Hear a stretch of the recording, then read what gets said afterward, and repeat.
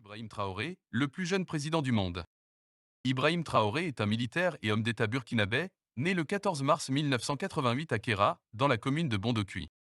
Il est le chef d'État du Burkina Faso depuis le 30 septembre 2022, à la suite du coup d'État qui a renversé le président Paul-Henri Sandaogo Damiba.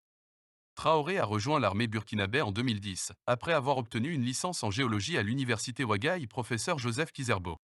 Il a gravi les échelons de l'armée, atteignant le grade de capitaine en 2020.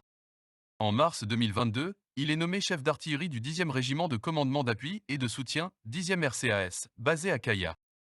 Il est considéré comme un proche de l'ancien président Damiba, qui l'a nommé à ce poste. Le 30 septembre 2022, Traoré est à la tête d'un groupe de militaires qui renverse Damiba lors d'un coup d'État.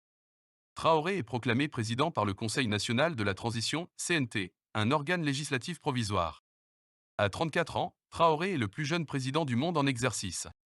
Il a promis de lutter contre le terrorisme et d'organiser des élections libres et transparentes dans un délai de 2 ans. Les défis de Traoré. Traoré devra relever de nombreux défis en tant que président du Burkina Faso. Le pays est en proie à une insurrection djihadiste qui a fait des milliers de morts et des millions de déplacés. Traoré a promis de renforcer les forces armées et de coopérer avec les pays de la région pour lutter contre le terrorisme. Voici quelques éléments qui pourraient contribuer à améliorer les perspectives de Traoré. Une approche inclusive de la transition qui implique tous les segments de la société burkinabé. Un engagement ferme à lutter contre la corruption et l'impunité. Une vision claire pour l'avenir du Burkina Faso, qui soit fondée sur le développement économique, la justice sociale et la promotion des droits humains. Si Traoré parvient à mettre en œuvre ces éléments, il aura de meilleures chances de réussir en tant que président du Burkina Faso.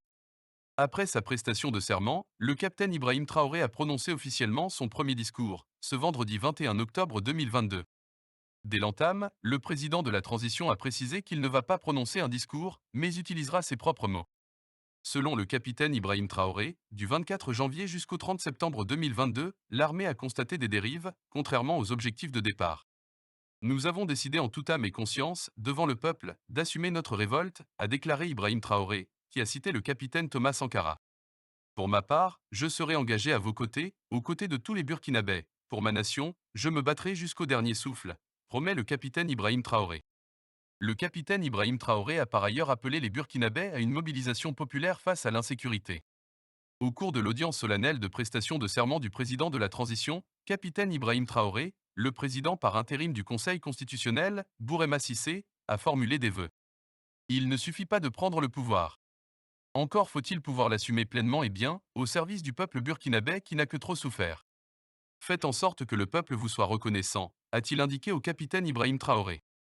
Pour dire vrai, cela s'est traduit lors de la déclaration du jeune capitaine d'artillerie et de ses camarades le vendredi 30 septembre 2023 dont la substantifique se résume en ces termes, l'échec du LCLPHSD dans la lutte contre le terrorisme, son incompétence, la déviation des objectifs initiaux du mouvement patriotique pour la sauvegarde et la restauration, MPSR, et la persistance de la corruption durant son bref passage à la direction de ce mouvement.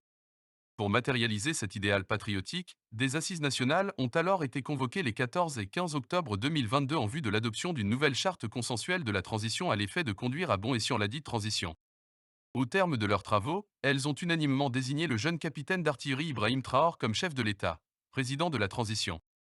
Sur la base de ladite charte, le Burkina Faso a été de nouveau doté d'un exécutif et d'un législatif de transition à même de venir victorieusement à bout de l'hydre terroriste et de poursuivre inlassablement les différents chantiers de son propre développement. À l'issue d'une année d'exercice du mandat des autorités légitimes, quel bilan sans complaisance pouvons-nous dresser? Quelles actions les nouvelles autorités ont-elles comme courage politique et devoir citoyen et patriotique à accomplir pour une véritable atteinte des objectifs finaux de la transition militaire burkinabé? Tel est le résumé de la pérégrination intellectuelle que m'impose mon statut d'intellectuel burkinabé. Pour rappel, la charte de la transition s'est fixée comme missions essentielles de mener vigoureusement des actions de reconquête de l'intégralité des portions du territoire burkinabé déjà sous contrôle terroriste et de réinstallation des personnes déplacées internes, PDI, dans leur localité d'origine tout en apportant véritablement une réponse urgente, efficace et efficiente à la crise humanitaire. Moraliser l'État burkinabé par la pratique de la bonne gouvernance dans la gestion des affaires publiques tout en combattant sans merci la corruption et tous ses pendants. Opérer de profondes réformes politiques et institutionnelles. Œuvrer à la réconciliation nationale et à la cohésion sociale. Procéder enfin à l'organisation d'élections véritablement démocratiques sur la base des acquis sécuritaires avérés et des valeurs fondatrices retrouvées de notre société. La traduction en acte de la présente charte par les autorités de la transition constituerait les éléments basiques d'un Burkina Faso nouveau où l'ensemble des Burkinabés, dans une disposition d'esprit commune, se retrouveraient pour l'ériger au rang de nation véritablement prospère, débarrassée de tous les maux les plus répugnants, les plus rébarbatifs et les abjects qui étaient vigoureusement dénoncés et sévèrement combattus et punis sous l'ère révolutionnaire. Tout Burkinabé épris de justice, d'équité, d'égalité et de paix ne peut que défendre avec patriotisme de tels idéaux. Du bilan sans complaisance d'une année d'exercice du mandat des autorités légitimes. Au plan sécuritaire, les statistiques se présentent ainsi qu'il suit. Un nombre progressif de structures éducatives réouvertes, 539 établissements d'enseignement contre 6139 autres fermés au cours de l'année scolaire écoulée 2022 à 2023 avec 1 000 d'élèves en rupture scolaire. Toutes choses ayant facilité la réintégration de 186 142 élèves et la réinscription de 277 501 élèves déplacés internes, EDI, à la présente rentrée scolaire 2023 à 2024, selon les statistiques du ministère de l'Éducation nationale, de l'alphabétisation et de la promotion des langues nationales, MENAPLN, à travers son secrétariat technique de l'éducation en situation d'urgence, STESU. L'acquisition d'importants matériels d'équipement militaire. La réduction substantielle des attaques ciblées contre les brigades de gendarmerie et les commissariats de police. L'enrôlement massif des volontaires pour la défense de la patrie, 50 000 à 90 000 VDP.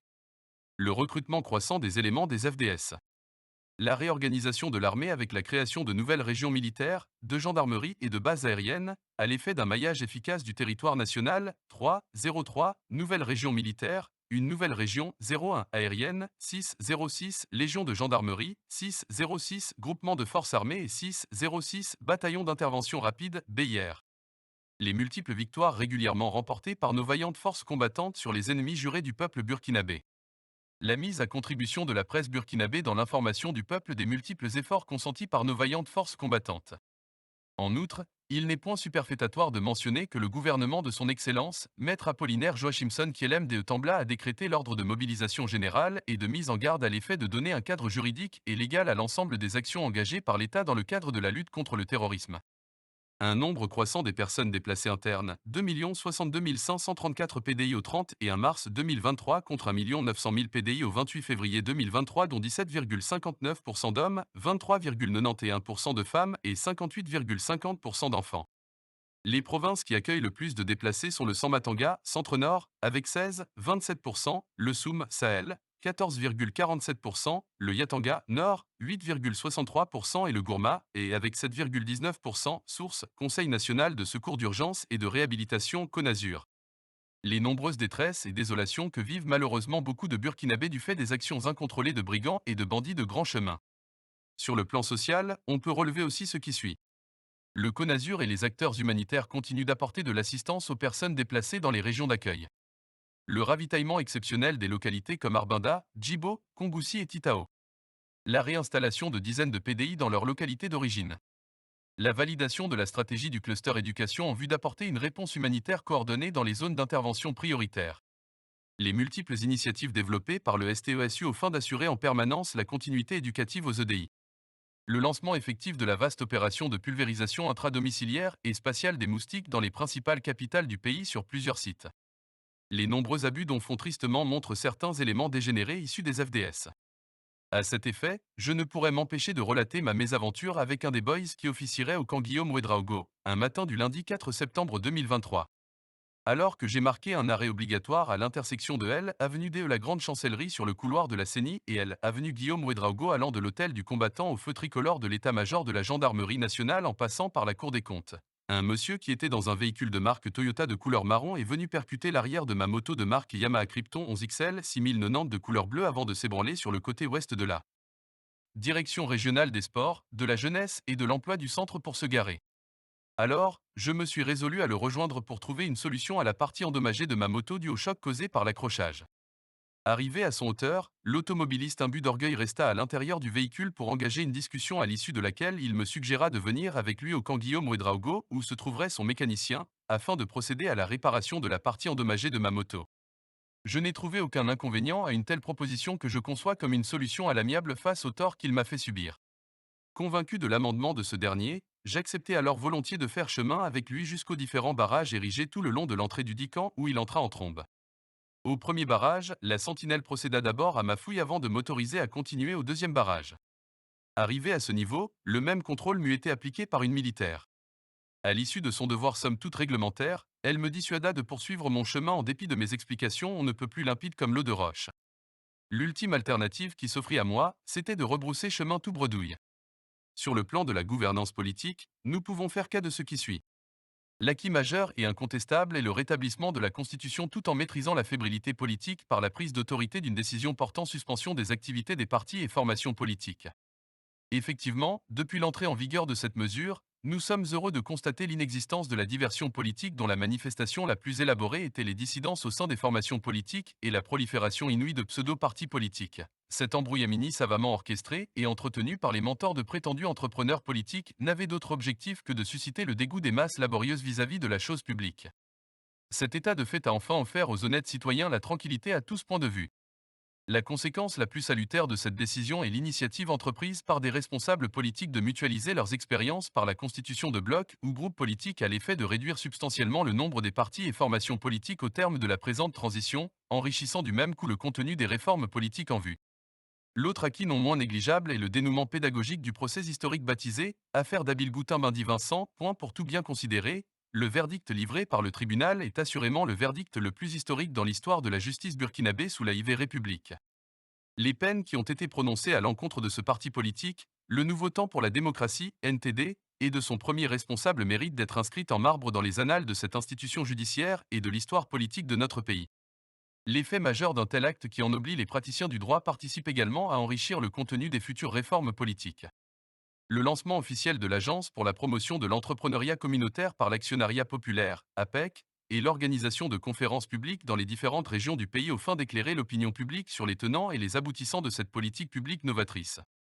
Le lancement officiel de la construction d'une usine de transformation de légumes devant engendrer la création de milliers d'emplois au profit de la jeunesse burkinabé. Parachever la mise en place effective des organes législatifs par l'élection des membres de la Haute Cour de justice avec pour effet immédiat la reprise sans délai du procès hautement historique de l'ancien président, son Excellence M. Blaise Compaoré, qui ne s'est jamais présenté à une audience, de son ex-premier ministre, son Excellence M. Bayon Lucadolphe Teyao et des ministres de son gouvernement, ils sont poursuivis pour faits de coups et blessures volontaires, complicité de coups et blessures, assassinat et complicité d'assassinat en lien avec l'insurrection populaire de fin octobre 2014. Ce procès, le peuple révolutionnaire burkinabé l'attend impatiemment dont le verdict devrait indiscutablement porter le sceau de la vérité conformément à la volonté populaire afin de soulager la douleur des familles endeuillées du fait des conséquences dramatiques de la chute du président Blaise Compaoré. Populariser les textes de loi et les règlements révolutionnaires à portée historique en mettant à contribution l'ensemble de la presse nationale, durant la période charnière pré-insurrectionnelle l'opposition politique mettait toujours à contribution la presse, à l'effet d'avoir l'adhésion populaire vis-à-vis de sa plateforme revendicative hautement populaire et patriotique. Donner urgemment une suite appropriée au rapport de la commission d'enquête parlementaire sur le foncier. Adopter une loi portant indignité politique avec effet immédiat. Identifier courageusement tous les partis, formations et acteurs politiques ayant porté sérieusement atteinte à notre jeune démocratie et partant au bonheur de l'immense majorité de notre vaillant et intrépide peuple, afin de leur appliquer la loi portant indignité politique dans toute sa rigueur. Une jurisprudence y relative existe. Je convoque à ce sujet les décisions courageuses du Conseil constitutionnel suite au recours introduit par des citoyens patriotes en 2015 contre les candidatures de certains responsables politiques ayant soutenu officiellement la révision de l'article 37 avant l'insurrection populaire des 30 et 31 octobre 2014. À titre d'exemple, on peut énumérer de façon non exhaustive lesdites décisions. Adopter une résolution portant création d'une commission d'enquête parlementaire sur les sources de financement des campagnes électorales des partis et formations politiques qui ont pris part aux élections couplées législatives et présidentielles de novembre 2020. Durcir les conditions de création des partis et formations politiques par l'adoption de textes législatifs et réglementaires. Supprimer le financement public des campagnes électorales en prenant en charge directement toutes les activités y relatives. Suivre l'animation des campagnes électorales des mouvements, des partis et des formations politiques par des structures habilitées afin de détecter les faits de corruption punissables. Mettre en place un comité chargé du suivi de l'effectivité des décrets d'application en cohérence avec les lois votées. Établir un bilan sans complaisance de la mise en œuvre effective des mesures de réduction du train de vie de l'État qui avaient été annoncées à grand tapage médiatique par les gouvernements successifs de l'RMPP et alliés, comme un des indicateurs de moralité politique. S'offrir les services des vrais patriotes ayant véritablement fait leurs preuves sous la première transition politique historique 2014 à 2015. Adopter le projet de loi portant fonctionnement, organisation et attribution du CSC en conformité avec les préoccupations légitimes des organisations professionnelles des médias. Traquer tous les fonctionnaires véreux, laxistes et affairistes, bref, tous ces agents publics qui portent gravement atteinte aux valeurs d'une administration publique républicaine et résolument tournée vers la performance. Faire toute la lumière par la publication officielle sans délai du rapport suite à l'Holocauste de Hinata à l'instar de celui sur l'assassinat du journaliste d'investigation hors pair Norbert Zongo alias Henri Sebgo produit avec dextérité par la commission d'enquête indépendante, CEI. Prendre toutes les initiatives à même d'accélérer le processus de la reprise du procès de l'Holocauste de Sapouy qui doit être inscrit en marbre dans l'histoire sociopolitique du pays des hommes intègres. Au plan social, la thérapie ci-dessous pourrait être administrée. Procéder à l'examen minutieux des préoccupations soumises par l'Union d'action syndicale au gouvernement de la transition. Adopter une loi autorisant l'inscription automatique de tous les certifiés et brevetés respectivement en classe de 6e et en classe de seconde dans les établissements publics et privés conventionnés conformément aux dispositions constitutionnelles relatives au droit à l'éducation. Adopter une loi portant gratuité des soins pour tous face à toute épidémie. Adopter une loi portant gratuité de tous les soins pour toutes les personnes du troisième âge.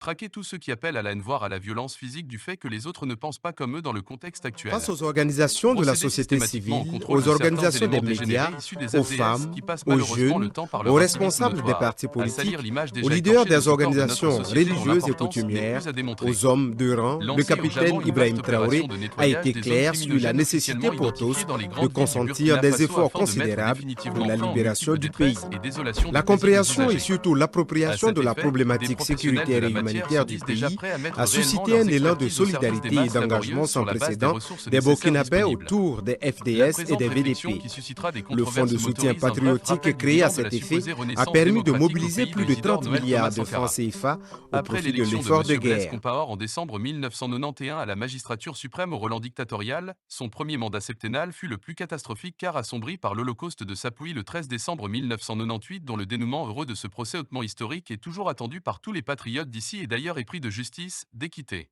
d'égalité et de paix au profit de l'immense majorité de notre vaillant et intrépide peuple. En effet, cet acte ignoble digne de la préhistoire venait d'ébranler un des piliers de la démocratie, le quatrième pouvoir, la presse dont le rôle éminemment important dans la défense, la protection et la promotion des droits humains et des libertés individuelles et collectives n'est point à polémiquer. Que dire des différents mandats des exécutifs locaux? Là encore, les bilans ont été les plus sombres en dépit de la communalisation intégrale du territoire national. J'en voudrais simplement pour preuve les innombrables scandales liés aux spéculations foncières. Cette honte nationale a amené la 7e législature à mettre sur pied une commission d'enquête parlementaire pour mieux cerner le fléau dans toute sa laideur. Son rapport rendu public a estomaqué l'opinion publique dans son ensemble. La liste du vernis démocratique est longue mais je me limite ici pour procéder aux interrogations somme toute légitimes. Qui était majoritaire et avait le pouvoir d'État? Cela est plus que connu de tous. Le Congrès pour la démocratie et le progrès, CDP, et ses alliés historiques, notamment l'Alliance pour la démocratie et la Fédération, Rassemblement démocratique africain, ADFRDA. Avec la prétendue renaissance démocratique dans notre cher Faso, le CDP et ses alliés historiques ne comprenaient-ils pas que la démocratie entendue comme le pouvoir du peuple par le peuple et pour le peuple vise à offrir le bonheur au peuple?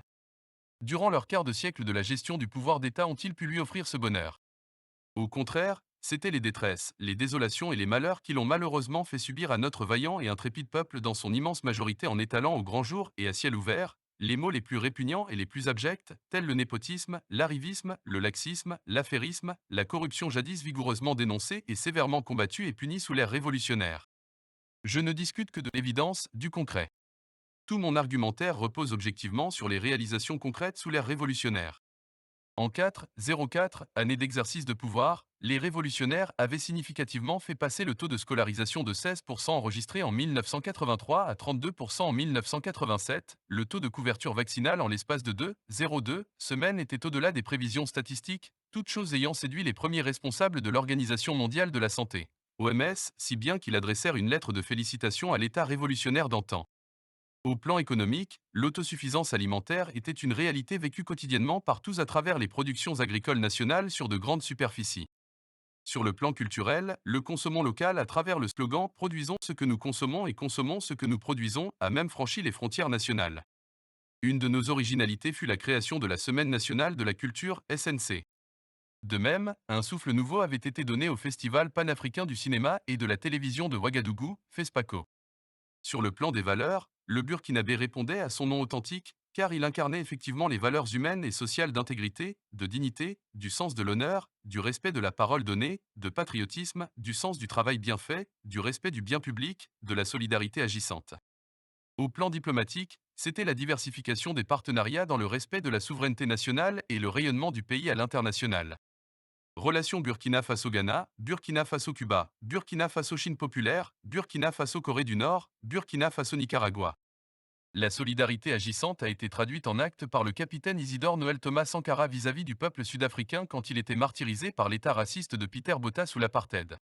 Aujourd'hui, c'est avec consternation que nous assistons à une fébrilité des plus inouïes au nom d'une quelconque liberté d'expression.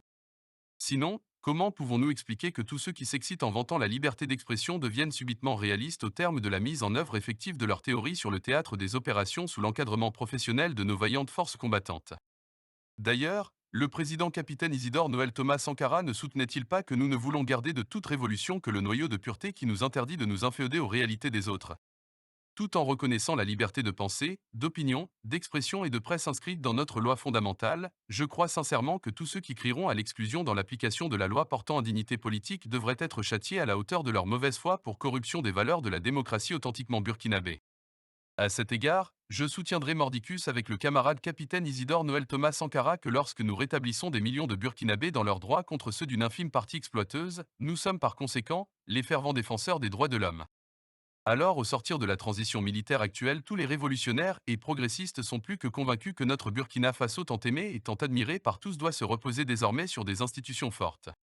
À cet effet, les hommes qui auront l'insigne honneur de conduire à bon escient les affaires publiques devraient incarner en eux les valeurs fondatrices de la société burkinabé jadis, être d'une probité morale avérée, être patriote, être d'une rigueur intransigeante dans l'application des textes de loi et règlements collectivement adoptés.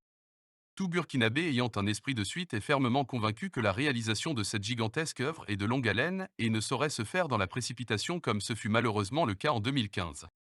Au regard donc de tout ce qui précède, qu'il me soit alors permis de soutenir fermement la thèse de la prorogation de la présente transition à titre de régularisation et de compensation morale pour le préjudice incommensurable subi par tous les insurgés de 2014.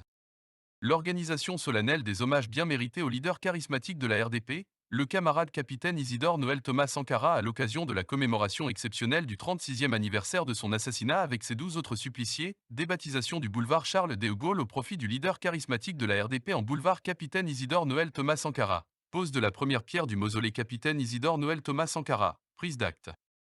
Officiel portant protection de l'image du capitaine Isidore Noël Thomas Sankara, et l'expression parfaitement achevée de la caution morale et de la légitimité populaire dont jouissent maintenant naturellement le jeune capitaine d'artillerie Ibrahim Traoré et l'homme de droit maître Apollinaire Joachimson Kielem de Tembla pour conduire à terme l'œuvre de moralisation et d'humanisation de notre cher Faso entreprise par leurs devanciers.